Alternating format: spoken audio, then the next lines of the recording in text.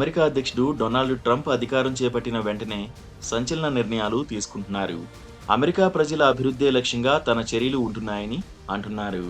తాజాగా ఆయన మరో సంచలన ప్రకటన చేశారు. కెనడా, మెక్సికో నుంచి వచ్చే దిగుమతులపై 25% సుంకాలు విధిస్తూ నిర్ణయం తీసుకున్నారు. దీంతో పాటు చైనా నుంచి వచ్చే వస్తువులపై 10% సుంకాలు విధించాలని ఆదేశించారు.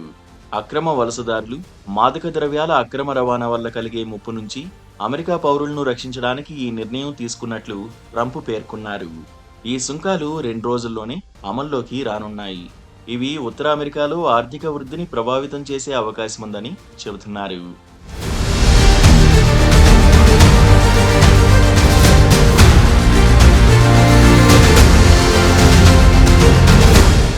ట్రంప్ తన అధికారిక సంతకం చేసిన ఉత్తర్వులో అమెరికా పౌరులను రక్షించడం కర్తవ్యమని పేర్కొన్నారు.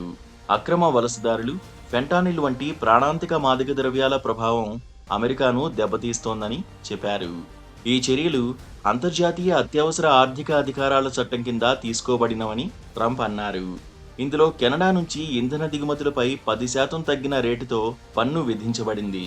మెక్సికో, కెనడా, చైనాకు విధించే ఈ సుంకాలు కీలకమైన వాణిజ్య సంబంధాలను ప్రభావితం చేయవచ్చని వైట్ హౌస్ పేర్కొంది. ముఖ్యంగా అక్రమ వలసలను అరికట్టడం, మాదక ద్రవ్యాల రవాణాను తగిన విధంగా నియంత్రించడమే లక్ష్యంగా పనిచేస్తున్నారు. ఈ నిర్ణయం మెక్సికో, కెనడా మధ్య వాణిజ్య సంబంధాలను దెబ్బతీయవచ్చు. వీటికి ప్రతిస్పందనగా ఆ 2 దేశాలు కఠినమైన చర్యలు తీసుకోవచ్చు. ఈ నిర్ణయం వల్ల వచ్చే సుంకాలు ఆర్థిక వ్యవస్థను ప్రభావితం చేసి ద్రవ్యోల్బణం, కొన్ని చోట్ల ధరల పెరుగుదల కారణంగా ప్రస్తుత ఆర్థిక వ్యవస్థకు ముప్పు కలిగించే అవకాశం ఉంది. కెనడా ప్రధానమంత్రి జస్టిన్ ట్రూడో ఈ సుంకాలకు ప్రతిస్పందించారు. సరిహద్దులపై ఈ సుంకాలు విధిస్తే తాము సహేతుకంగా ప్రతిస్పందించేందుకు సిద్ధంగా ఉన్నట్లు తెలిపారు. కెనడా, యుఎస్ సంబంధాలపై పెద్ద ప్రభావం చూపే అవకాశముందని ట్రూడో వ్యాఖ్యానించారు. ట్రంప్ 2024 ఎన్నికల ప్రచారంలో చైనాపై 60% వరకు సుంకాలు విధిస్తానని చెప్పినప్పటికీ అధికారంలోకి వచ్చాక ఎలాంటి తక్షణ చర్యలు తీసుకోకుండా ఈ సమస్యను అధ్యయనం చేయమని ఆదేశించారు.